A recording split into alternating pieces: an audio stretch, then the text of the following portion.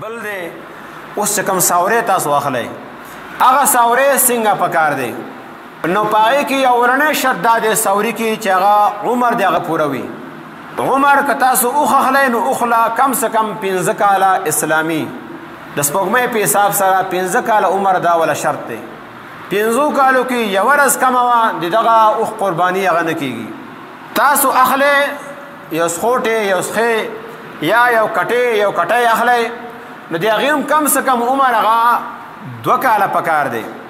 یعنی 6 کاله تاسو چې قرباني کوئ د لوی اختر په ورځې باندې نو هغه بچی کم سے کم 50 کاله نه ړمډي کالې د لوی اختر نه مخکې پیدا شوی وي یو ورځ مخکې دی 2 ورځې مخکې دی 10 ورځې مخکې دی نو بیا به ستاسو قرباني صحیح او که د لوی اختر نه یو ورځ هم وروسته پیدا شوی دی یا د لوی اختر په ماښام باندې پیدا شوی ته سر قرباني وکړه د ده عمر چونکې پوره نه دی لہذا دغه ساوري قرباني هغه نه کېږي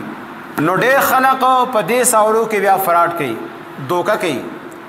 او دوکه دا کوي چې ما اخیستی دی زه په دې ما باندې اعتماد وکړه او تا باندې د 20 میاشتو ساورې اخذ کړي د 21 22 میاشتو قسم پې وکړي او قرآن پې وکړي تا نو نه پېژنه چې بپاري څوک و وروسته پته ولګېده نو دا قرباني ونشتله لہذا ښه اعتماد ته خبر رسوئ دوه غاښې زیات ښه دی چې سړی دوه غاښې ساورې واخلي ځکه دا یقیني خبره چې د ده عمر هغه 2 کاله شوی دی لیکن که یو کس داسې دی چې کور کې هغه ساورې ساتلی دی او ده ته پته را چې د ده 2 کاله عمر برابر شوی دی یا ګاونډي کاره دی یقیني کس قابل اعتماد کس دی او د هغه 2 کاله پوره شوي دي عمر لحاظ سره غاښونه یې نه دي شوي نو بیا د هغې ساوري قرباني کېږي ته هغه کولی شي لیکن که د بل نه اخلي نو بیا اعتماد ته خبر رسوه اکثر خلق فراډ کوي دوکه پکې کوي نو 2 کالونه که یوه ورځ کمه وه بیا هم قرباني نه کېږي اگر چې تا 1,00,000 روپۍ ول نه خرچه کړي لاړلې موبایل اړلې ستا روپۍ چې کوم دی هغه لاړلې تا ته پکې څه ثواب میلاو نه شو د قربانۍ ثواب هغه اجر د صدقې ثواب به میلاو شي نفل ته یو کار هغه ثواب به میلاو شي لیکن چې کوم ستا ذمې باندې قرباني واجب وه هغه قرباني واجب هغه ادا نه شتله بل دی بیزا یا پیسو دا که تاسو واخلی نو دې لپاره کم سے کم 1 کال عمر هغه شرط دی یعنی پروس کالی د لوی اختر نه مخکې یو بچی پیدا شوی دی د بیزي 6 کالې د هغې قرباني کېږي که لوی اختر ورځې نه وروسته پیدا شوی دی د هغې قرباني اگر چې یو ورځ وروستې ولې نه وي د هغې قرباني هغه نه کېږي نو دې کې هم خلق بپاریان هغه فراډ کوي دوکه کوي او تا ته به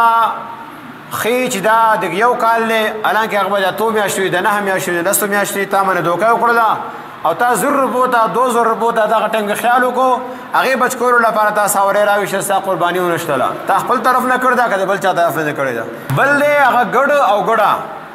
نو هغې لپاره هم 1 کال عمر شرط دی چې 1 کال عمر د هغې تېر شوي نو پس ته به یې قرباني کېږي البته یو کس داسې دی چې هغه د ګډ او ګډې سره ځان کړولی دی ښه محنت یې ورسره کړی دی دومره پورې باندې چې هغه جوسه ښه غټه ده عمر کې کم دی که د 1 کال ګډو کې یو کال چې کوم دی هغې کې پرېږدي د هغې جوسه سره د ده جوسه برابر ده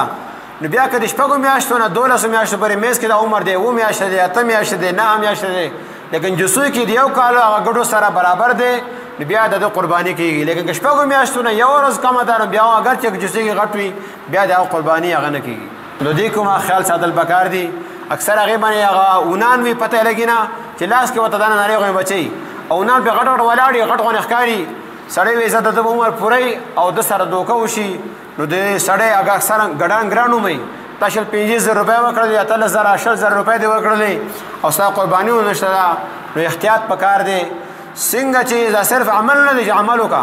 څنګه چې د مز حکم دی نو د مز بیا موږ ته نبي کریم صلی الله علیه وسلم طریقه ښودلې ده چې صلو کما رأیتمونی اصلي څنګه چې زه مز کوم داسې مز کوئ څنګه چې زه حج کوم داسې حج کوئ څنګه چې زما طریقه ده نو دقه شان د قربانۍ کې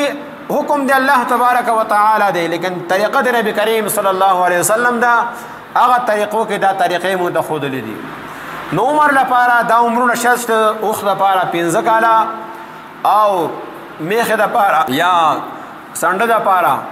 او غوا دپاره 2 کاله شرط دی او بیزي او پیسه دپاره هغه 1 کال شرط دی ګډو ګډو دپاره هم 1 کال او که ښه ساتلی شوي نو بیا کم څه کم 6 میاشتې دا ولا شرط دی د دې نه کم عمر قرباني هغه نه کېږي